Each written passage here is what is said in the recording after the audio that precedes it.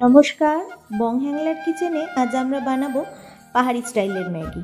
এই ম্যাগির স্বাদ এমনই যেন খেলে মনে হবে আমরা পাহাড়েই বসে আছি।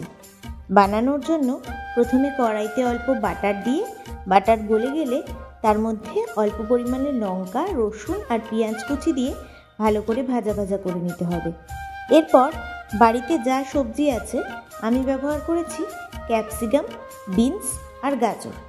তোমরা তোমাদের পছন্দ মতো সবজি ব্যবহার করতে পারো। একটু ভালো করে নেড়ে চেড়ে নিয়ে একটু অল্প পরিমাণে হলুদ আর গোলমরিচ দিয়ে নিতে হবে।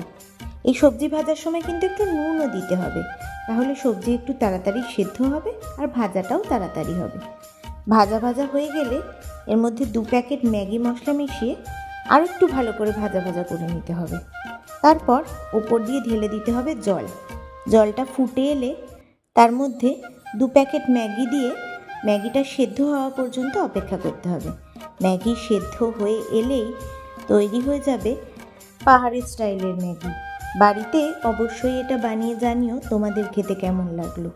টাটা।